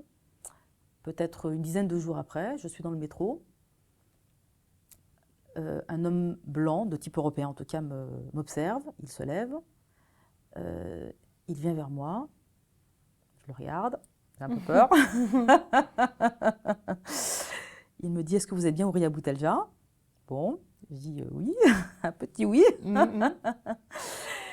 Et il me dit « Moi je suis juif. » D'accord. Et il me dit « Je suis en train de lire votre livre. Et vous avez raison, nous sommes des pseudo-blancs. » Il dit pseudo-blanc, il n'est pas non-blanc. Éric Hazan, à la présentation de votre livre au lieu-dit, a dit en te lisant Houriya, j'ai compris qu'en tant que juif, j'étais un non-blanc. Je le savais déjà, dit-il, je le savais au fond de moi, tout petit pendant la guerre, que j'étais un non-blanc quand j'ai vu les voisins dans le couloir en face partir en fumée. Mais j'ai compris en te lisant qu'en effet, être juif, c'est être un non-blanc. Au fond, c'est la même. C'est la même chose. Et donc, ce monsieur, donc, simplement, me remercie et je le remercie et il part. Voilà, c'est tout, ça s'arrête là. Ouais. Mais voilà. Alors moi aussi, j'ai fait des rencontres depuis que j'ai annoncé que je préparais cet entretien, ici et là. J'ai fait des rencontres, j'ai parlé à toutes sortes de gens, y compris à un éducateur dans les quartiers, un éducateur donc lui-même parfaitement racisé, noir très très profond, me disant « mais au pire, ils ont 20 ans de retard, nous on est dans le nous d'après, nous on est dans la fraternité, l'alliance, on travaille ensemble, les noirs, les blancs, les jaunes, on s'en fout, on est dans le nous d'après. » Et il disait, au pire, ils ont le pied sur le frein à main, ils nous ramènent en arrière, ils veulent sans arrêt être dans le rétroviseur. Alors, que répondre à cette autre expérience, cet autre discours sur la condition racisée, discours qui a l'air donc plutôt de se projeter dans l'après, dans le nous d'après, le nous post-racial. Lui, il considère que ça a déjà commencé. Par exemple, on pourrait argumenter en disant il y a plein de mariages mixtes en France depuis des décennies. C'est vrai qu'il y a un côté, l'amour révolutionnaire, je ne sais pas s'il est révolutionnaire, pour l'instant il est plutôt intégré à la norme dominante, mais les mariages mixtes font état d'un nous post-racial. Donc comment vous répondez à cette accusation qui vous dirait mais vous êtes en retard, on est déjà dans le post-racial? Le problème, c'est que là, il parle d'un nous social. Il parle du nous de la vie quotidienne à Paris, en banlieue, peu importe. C'est-à-dire qu'effectivement, nous avons tous autour de nous des mariages mixtes et dans nos familles. Je veux dire, on a même ça, c'est une expérience sociale. Ce nous social, il existe déjà, il nous a précédés. C'est pas le problème. Ouais. Nous, là, je parle d'un nous politique. Moi, je parle du nous avec Frédéric Lordon. On parle d'autre chose. D'accord. Il a raison, mais il a tort. Il a tort de croire que ce nous politique, il existe. On en est très très loin. Ouais. Il n'est pas suffisamment porté sur la scène de la parole politique. Il existe dans les faits. Organisé politiquement. Oui, d'accord, mais je comprends le malentendu parce que tout le monde, dans la société, dans le social, justement, on est tous à dire non mais ça va, enfin, on est tous frères, potes, etc. Et du coup, quand on entend votre discours, on se dit mais attends, il y a un décrochage par rapport à notre expérience quotidienne. Je sais que la violence raciste existe et que les crimes policiers sont essentiellement à destination des personnes racisées, mais du coup, j'avais l'impression d'une disjonction et je comprends en vous écoutant que vous faites la différence entre le fait social et le fait politique. Bien entendu. Voilà, c'est pas parce qu'il y a de la fraternité et parfois des formes d'égalité dans le fait social que... Et du métissage et tout ce que vous voulez, voilà, que la question raciale est résolue pour autant. Attention. Oui, bien sûr. Alors justement, sur les mariages mixtes, puisque je suis arrivée là sans l'avoir voulu, mais sur les mariages mixtes, vous avez pris une position, pas dans ce texte-là, vous n'y revenez absolument pas. Je ne sais pas si c'est parce que vous avez changé d'avis ou parce que c'était pas dans cet espace-là textuel, ça n'avait pas sa place. Vous avez pris une position sur le mariage mixte, les mariages mixtes. Je ne l'ai pas bossé en fait cette question parce que je n'avais pas prévu de vous la poser. Apparemment plutôt je peux vous la résumer, méfiante. Voilà, alors allez-y. Non, je disais que le mariage mixte, l'idée qui procède de l'antiracisme moral, qui consiste à dire nous nous marions entre nous, entre blancs et non blancs, et on résout la question raciale, Oui, je dis non, ça c'est rien. pas comme ça que ça se passe. Sadric Yarri, qui est un membre du PIR et qui est aussi théoricien, a dit la chose suivante, la question de la race ne sera pas résolue dans les mariages mixtes, pas plus que les classes moyennes blanches n'ont résolu la question de classe. C'est parce qu'il y a des classes moyennes qu'il n'y a plus de lutte de classe. Là, Bien c'est pareil. sûr. On est vraiment dans le même schéma. Qu'on se marie, nous, on n'est pas... on fait pas de fatwa, hein, nous, contre les mariages mixtes. Autour de nous, encore une fois, je le redis, il y a des mariages mixtes, il y a à l'intérieur des indigènes des gens qui sont issus de mariages mixtes, donc on n'a pas un rapport moral à la question du mariage mixte. En revanche, croire que c'est la solution Bien sûr. contre le racisme et contre ce qui structure nos sociétés, je peux vous inviter à aller interroger les enfants de mariage mixte qui continuent de subir le racisme. Alors, quand ils sont métis au sens blanc-noir, c'est-à-dire café au lait, par exemple, ils sont entre deux eaux et leur identité, elle est très difficile à trouver. Bien sûr. Et je crois pas, et je crois qu'il faut entendre ça. Je pense qu'il ne faut pas s'abreuver de solutions faciles. Alors, vous venez d'évoquer Sadric Yarri, qui apparaît aussi dans les remerciements de la préface, avec une foultitude d'intellectuels, militants. Enfin, on retrouve aussi Christine Delphi, Alain Grèche. Voilà, il y a des remerciements très copieux, toute une sphère comme ça, intellectuelle, militante, qui vous situe dans un milieu extrêmement cultivé, raffiné, documenté. Et ce qui vous vaut peut-être un autre reproche qui est parfois fait au pire, c'est en fait c'est des intellos. Au pire, c'est des intellos qui parlent pas du tout aux jeunes des quartiers parce que de toute façon ils sont dans un niveau de langue, d'érudition, de théorie qui parle pas aux jeunes des quartiers à qui il faut s'exprimer dans une langue qui soit plus en rapport avec leur code. Qu'est-ce que vous répondez à cette accusation d'une sorte d'élitisme en fait? Oui, c'est vrai et c'est faux. Alors d'abord c'est vrai qu'on ne peut pas parler à tout le monde. On ne peut pas parler à tout le monde parce qu'il nous manque en France une théorie politique de la race et une théorie politique tout court décoloniale. C'est-à-dire quelles sont comment on va penser l'organisation, comment on va penser l'autonomie, comment on va penser la lutte décoloniale, comment on va inventer nos alliés. Tout ça, ça doit procéder du développement d'une pensée politique autonome qui se développe sur le terrain et dans notre confrontation justement au champ politique. Donc tout ça, ça ne s'invente pas, ça doit se créer. Ça fait 10 ans qu'on existe, ça fait 10 ans qu'on écrit, qu'on théorise là-dessus, mais 10 ans c'est très peu. Donc nous, on s'attache à cette question et on est contre toutes les formes d'anti-intellectualisme parce qu'il faut charpenter cette pensée. Il faut lui donner du contenu et on ne peut pas se laisser intimider par ceux qui nous critiquent comme étant trop intellectuels. Non, on a besoin d'une pensée politique forte. Il faut la travailler qui va la faire. Donc ça, c'est une chose. Par ailleurs, est-ce qu'on est à ce point détaché de notre cible, donc les post-coloniaux? Non, dans la mesure où on agit par ailleurs. On agit contre l'islamophobie, contre les crimes policiers. On a organisé la marche de la dignité avec... on a participé à l'organisation de la marche de la dignité avec des femmes subissant le racisme, des femmes roms, des femmes musulmanes, des femmes arabes, des femmes noires, qui ont mené, dirigé cette manifestation, qui lui ont donné un contenu politique. Pour les 10 ans des émeutes de 2005, mettant en avant les crimes policiers et donc le pouvoir actuelle, c'est-à-dire une lutte difficile menée par des femmes. Derrière nous, 10 000 personnes, dont la majorité étaient issues de l'immigration postcoloniale. Moi, je ne crois pas qu'on soit à ce point détaché. Que l'on n'entre pas, qu'on n'ait pas atteint toutes les couches de l'indigénat, je vous dirais que c'est le cas de absolument tout le monde. Même ceux qui prétendent être très proches des quartiers. Ceux qui sont dans un quartier, effectivement, ils touchent les gens qui sont autour d'eux, les habitants des quartiers, mais de là à dire qu'il y aurait une organisation qui arrive à toucher tout le monde, c'est absolument faux. Ça n'existe pas. Mais ça n'existe pas parce que, pas simplement de notre fait, je le disais tout à l'heure que nous sommes un mouvement anti-intégrationniste, donc on caresse à rebrousse-poil. Donc ça veut dire que déjà, c'est pas facile pour nous de nous faire comprendre, mais j'ajoute qu'on a en face de nous toutes les structures de l'État, toutes les institutions de l'État. Rentrer dans un quartier, c'est pas facile du tout, dans la mesure où, à des échelons inférieurs, l'État organise le contrôle des associations, des Ah. mosquées, etc., etc.